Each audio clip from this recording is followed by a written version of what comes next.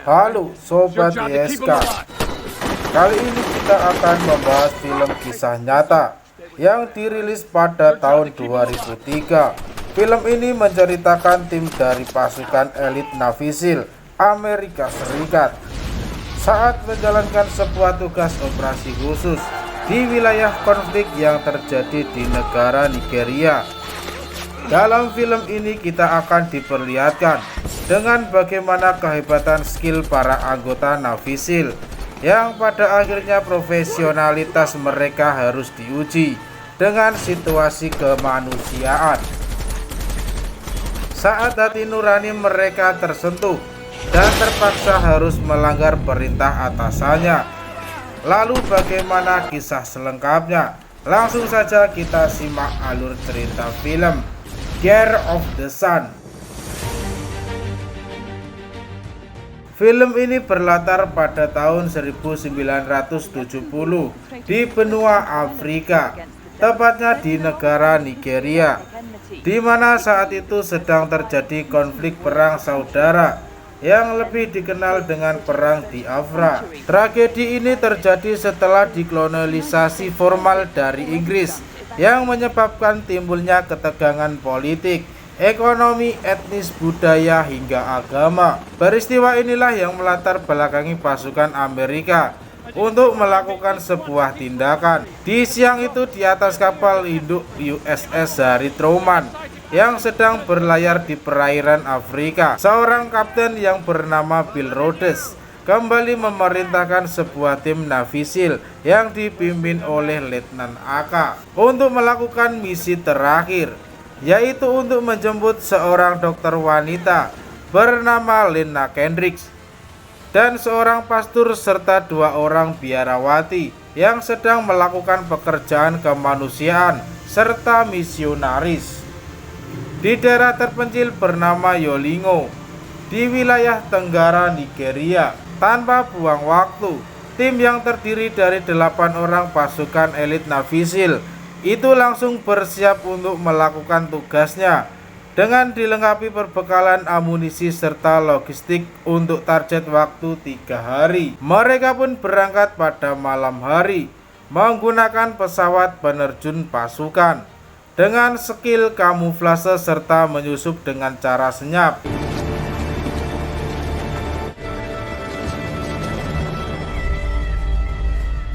Singkat cerita, akhirnya mereka telah sampai di sebuah desa terisolir yang diyakini menjadi tempat bertugas target mereka. Dengan segera Letnan Walter yang dijuluki Alti itu bergegas meminta bantuan pada seorang wanita bernama Ryan untuk mengantarkannya ke tempat Dr. Lena.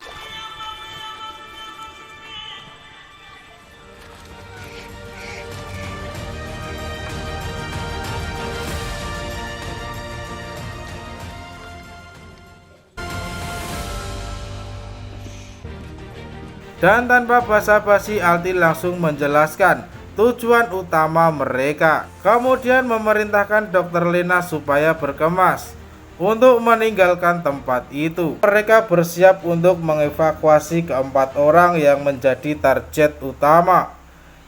Namun ketegangan sempat terjadi saat ternyata Dr. Lena menolak untuk dievakuasi dan memilih menetap di sana, kecuali dengan satu syarat, yaitu untuk membawa semua pasien serta orang-orang terdekatnya yang merupakan warga lokal supaya turut dievakuasi dan memilih menetap di sana, kecuali dengan satu syarat, yaitu untuk membawa semua pasien serta orang-orang terdekatnya. Hal itu sempat membuat Alti merasakan kebingungan karena memang Kapten Bill sebagai atasannya melarang keras untuk melakukan hal luar protokol tugas utama dan hanya memerintahkan Alti untuk membawa 4 orang yang sebelumnya sudah ditargetkan. Namun untuk mengakali kejadian itu, setelah sebagian lama berpikir, akhirnya Alti memutuskan untuk memenuhi permintaan Dr. Lena supaya membawa semua orang yang mampu berjalan sejauh 12 km menuju wilayah perbatasan Nigeria Kamerun. Walaupun sebetulnya saat itu Alti bisa saja membius semua target agar memudahkan misi evakuasi ini. Namun atas rasa kemanusiaan itulah akhirnya ia rela melanggar perintah atasannya demi menyelamatkan lebih banyak orang. Walaupun di saat itu pula ketiga target lainnya yang merupakan seorang pastor serta 2 orang biarawati memutuskan untuk menolak dievakuasi dan lebih memilih untuk tetap tinggal di sana walaupun apa yang terjadi. Hingga singkat cerita, rombongan mereka pun beranjak meninggalkan desa itu untuk menempuh perjalanan panjang demi menuju titik lokasi penjemputan. Dalam perjalanannya mereka harus melewati hutan rimba yang menjadi jalur alternatif terdekat serta rute teraman demi menghindari pelacakan dan penyergapan para pasukan pemberontak.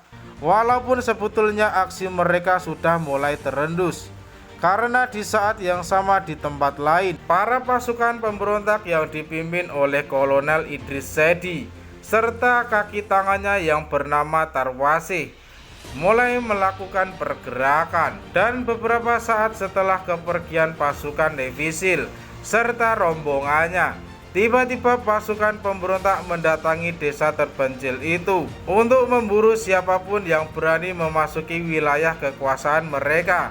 Tanpa segan pasukan pemberontak itu membantai semua orang yang masih bertahan, termasuk pastor dan biarawati yang memang telah pasrah jika pun harus mati di tempat itu.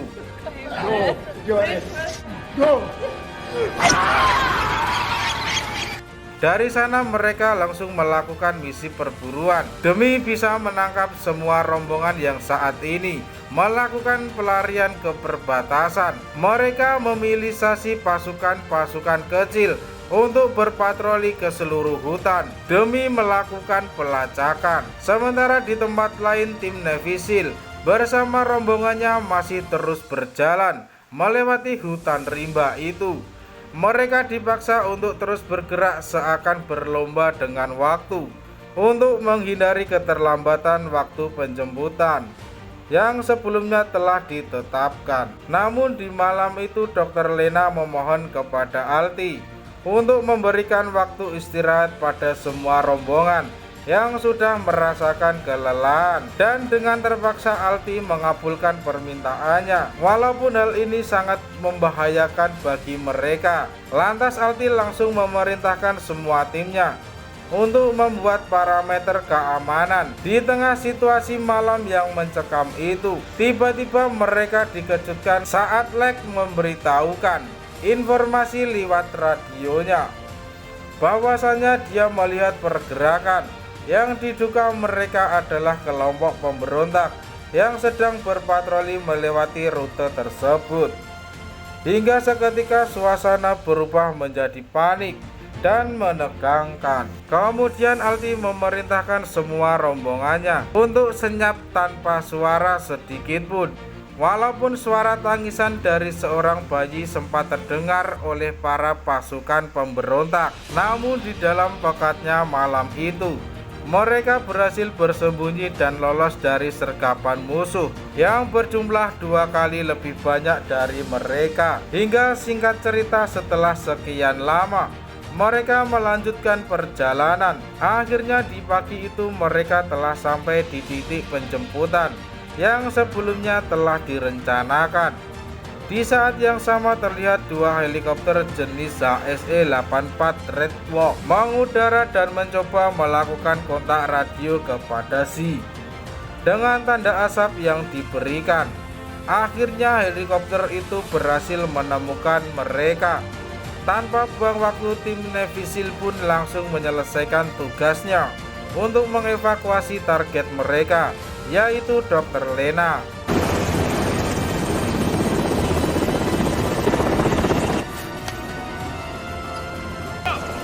Let's go, man.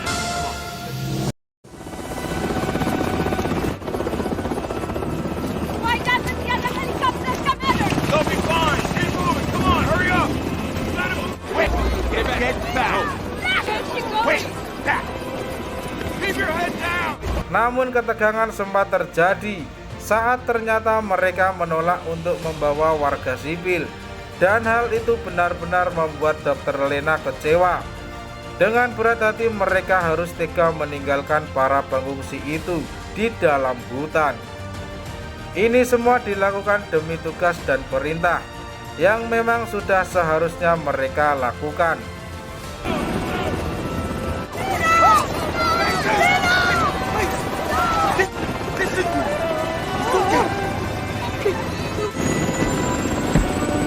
Let's go!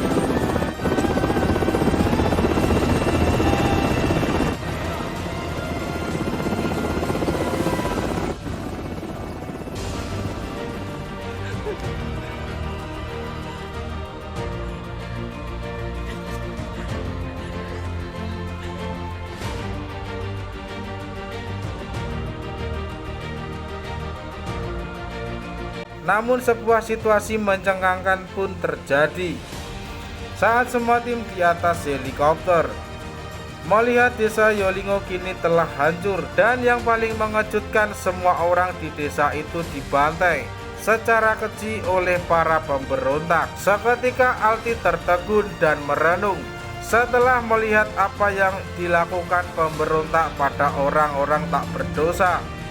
Hingga di saat yang sama, semua tim saling bertatapan seakan memberikan isyarat kepada Alti untuk melakukan sesuatu sesuai hati nuraninya.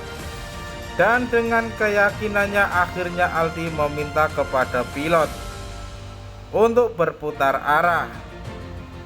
Dia memutuskan untuk menjemput kembali para pengungsi supaya bisa diselamatkan sesuai janji yang pernah ia ucapkan sebelumnya.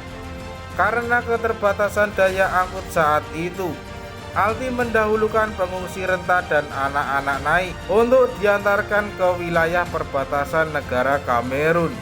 Sementara sisanya diperintahkan untuk melakukan perjalanan darat dengan berjalan kaki bersama kawalan tim Navisil. Walaupun semua tindakan ini mendapat kutukan dari Kapten Bill yang menganggap Alti membangkang dan telah mengabaikan perintah utamanya, namun atas rasa kemanusiaan serta kebisikan hati nuraninya, Alti memberanikan diri untuk bertanggung jawab atas semua keputusan ini. Tanpa buang waktu, mereka pun bergegas melanjutkan perjalanan memasuki hutan rimba yang sebelumnya belum terjamah oleh manusia.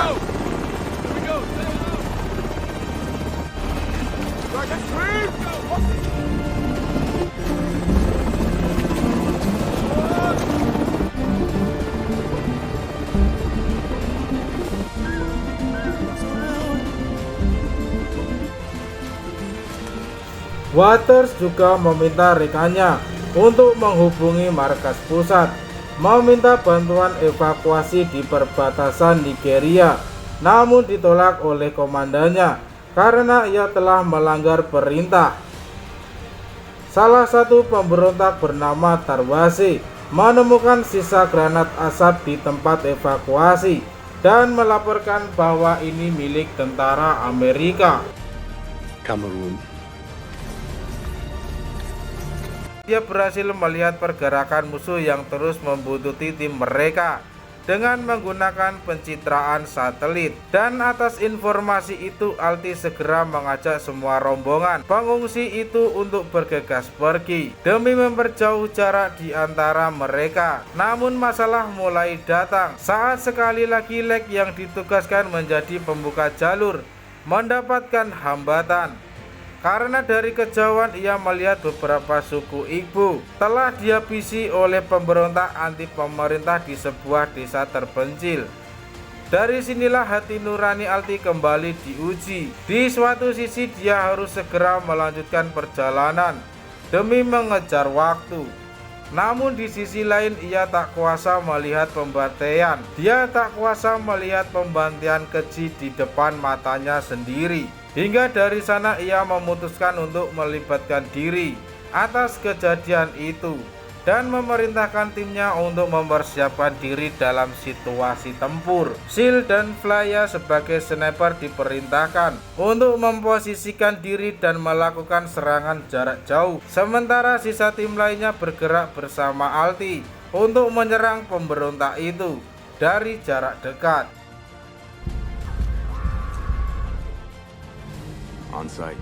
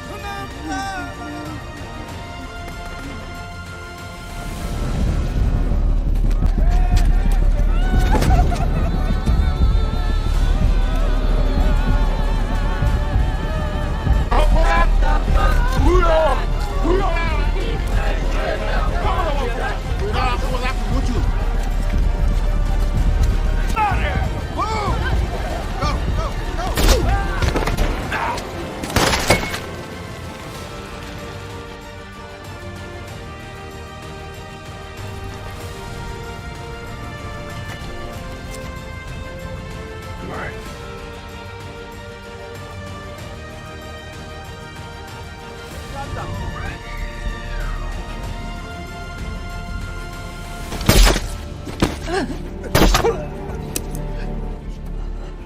kid. It's only a fucking Kawan, budak kasamu.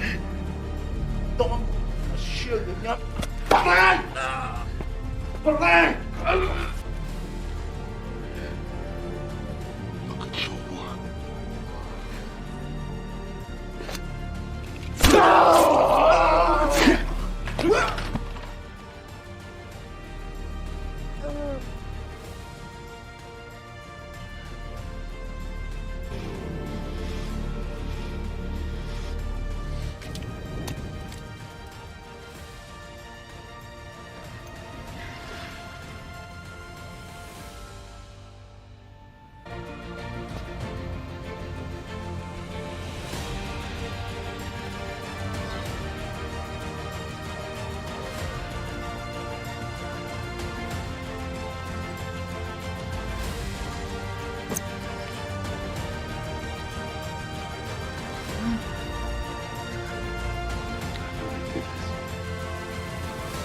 They cut off the bracelets.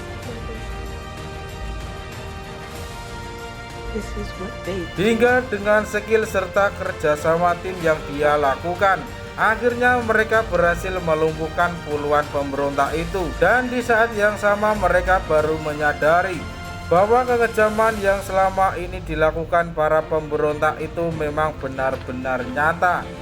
Mereka tak segan-segan membunuh semua pria serta wanita muda suku Ibu.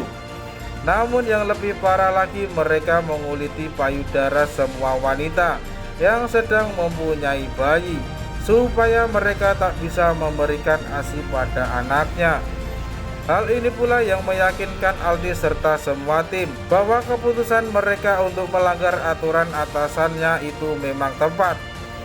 Karena memang sebelumnya di antara mereka sempat terjadi perselisihan atas tindakan Aldi yang memutuskan untuk melanggar ketentuan misi. Di malam kedua itu mereka kembali sepakat beristirahat di dalam hutan untuk sekedar memulihkan tenaga setelah melewati 2 hari yang sangat melelahkan. Hingga di pagi harinya Aldi dikejutkan oleh Slow yang menginformasikan bahwa pergerakan para pemberontak ini semakin mendekati mereka. Awalnya Aldi menganggap semua ini adalah hal yang wajar karena kegigihan dan kerja keras para pemberontak yang terus memburu mereka. Namun selalu mulai memberikan pandangan merasa pemberontak punya alasan kuat mengapa mereka terus melakukan pengejaran. Kemudian ia meyakini bahwa terdapat pengkhianat di antara rombongannya yang sengaja memberitahukan posisi keberadaan mereka kepada pemberontak. Mendengar hal itu, Aldi pun melakukan tindakan untuk memberikan pengakuan siapa yang selama ini menjadi pengkhianat dan memberikan informasi pergerakan mereka kepada musuh. Di situasi itu secara mengejutkan, salah seorang warga bernama Gideon tiba-tiba melarikan diri dan seakan merasa ketakutan, hingga dengan terpaksa ia dilumpuhkan oleh Red yang menembak tepat mengenai baunya. Setelah diperiksa, ternyata orang ini membawa sebuah pemancar sinyal yang menjadi alat pemberontak untuk mengetahui lokasi dan terus melakukan pengejaran terhadap mereka. Namun di balik semua itu ternyata terdapat alasan yang paling penting, bahwa sebetulnya pengkhianat itu melakukan semua ini atas perintah Kolonel Idris Sedi yang memburu seorang bernama Arthur. Ternyata dia adalah Arthur Azuka, satu-satunya putra dari Presiden Samuel Azuka yang selamat.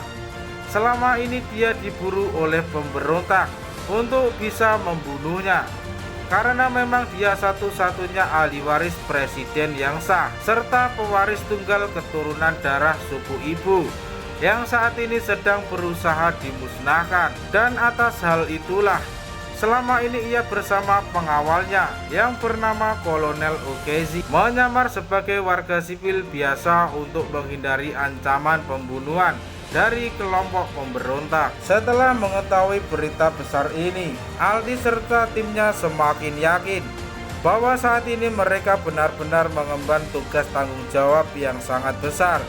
Lalu mereka pun memutuskan untuk segera pergi melanjutkan perjalanannya demi bisa mencapai wilayah perbatasan. Namun di saat yang sama, tepat di belakang mereka, kini para pemberontak itu telah semakin dekat. Kolonel Idris Sedik berhasil menemukan mayat mata-mata kepercayaannya. We must continue the route to the Cantangian Pass. No!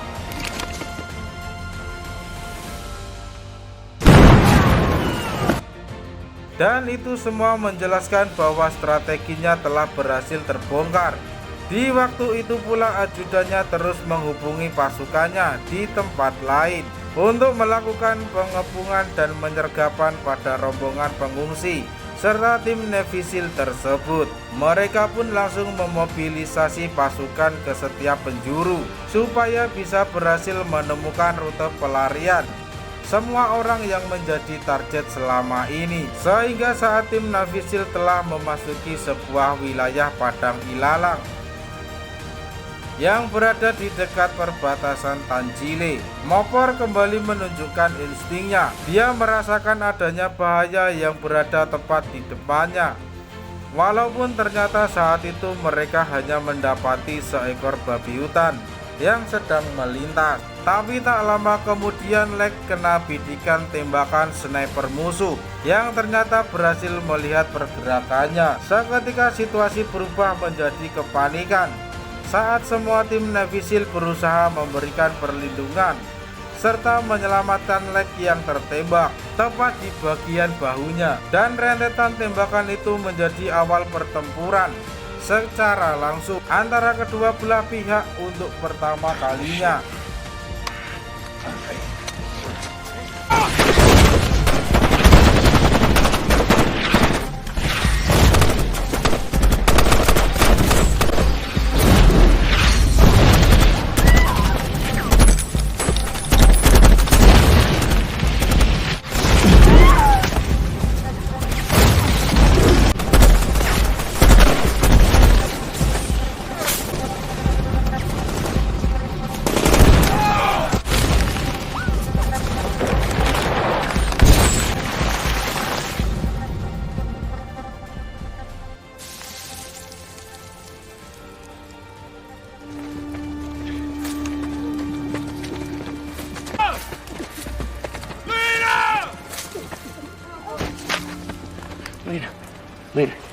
Lena, listen.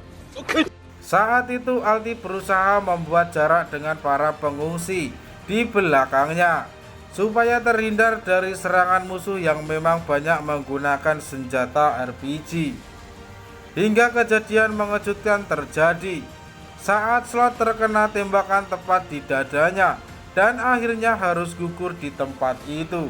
Keadaan mulai semakin memburuk saat diketahui banyak sekali korban dari para pengungsi sipil akibat terkena tembakan senapan serbu, bahkan tertimbun pepohonan. Hingga Alti berinisiatif memerintahkan timnya untuk mundur dan memprioritaskan keselamatan warga sipil.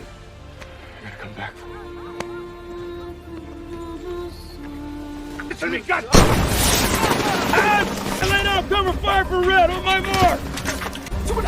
No!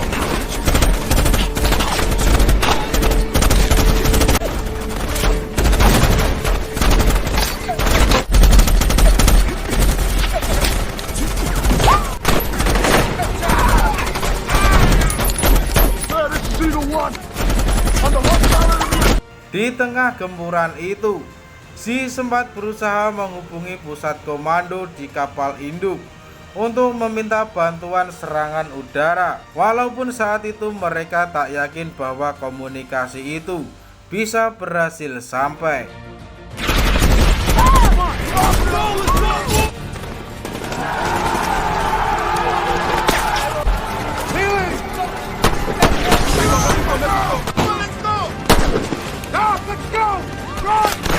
Sekali lagi kepanikan kembali terjadi saat Lek terkena rentetan tembakan dari senapan serbu kelompok pemberontak yang membuatnya gugur seketika saat hendak menyelamatkan seorang wanita yang terjebak.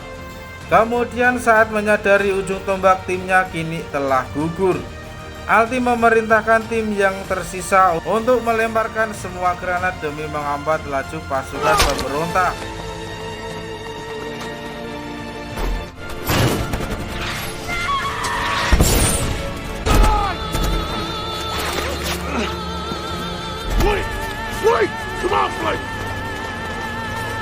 Sementara dia berusaha menyelamatkan Dr. Lena yang terkena serpian ledakan RPG di tengah desingan peluru yang datang dari berbagai arah. Bersama warga sipil lainnya, ia bergerak mundur memasuki padang ilalang. Namun seketika itu pula mereka seakan merasakan putus asa saat melihat satu persatu dari tim Navisil terus berguguran, termasuk Sil dan Flea.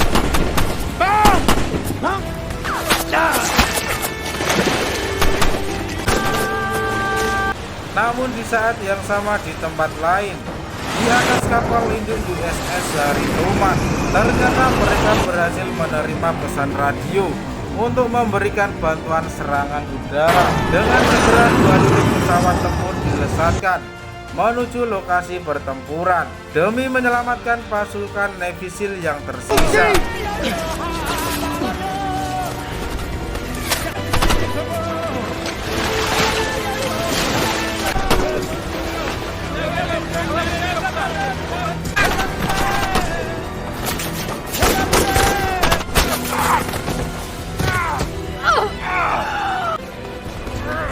Get that knife off me! Tight, tight!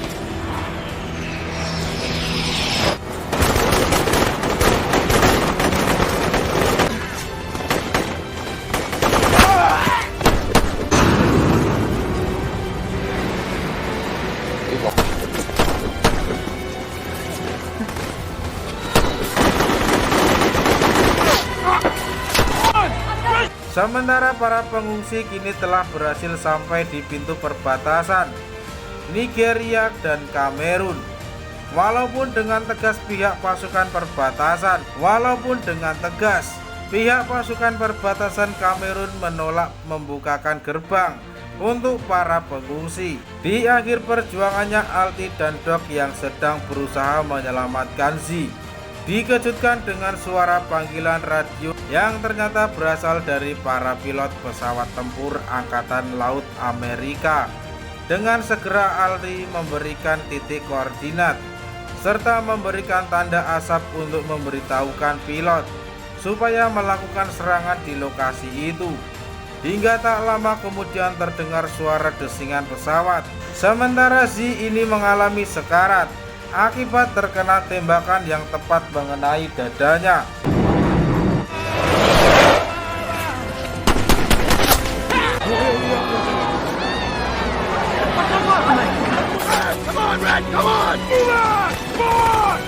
Dan tanpa basa-basi mereka langsung membombardir para pemberontak tanpa ada yang tersisa.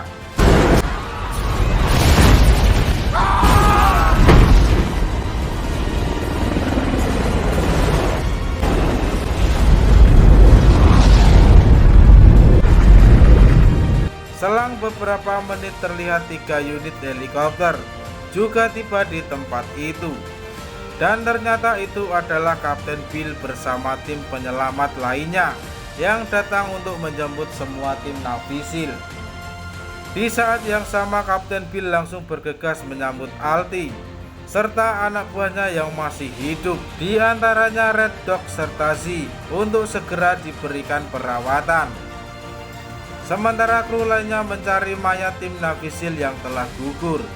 Hingga di ujung film ini diceritakan bahwa Dr. Lena akhirnya berhasil dievakuasi, walaupun dia harus berpisah dengan orang-orang suku Igbo yang selama ini telah lama bersamanya. Arthur Asuka juga kembali diangkat sebagai kepala suku Igbo, sebagai sosok pemimpin yang mewarisi sifat mendiang ayahnya. Hingga dengan ini pula film ini pun akhirnya selesai.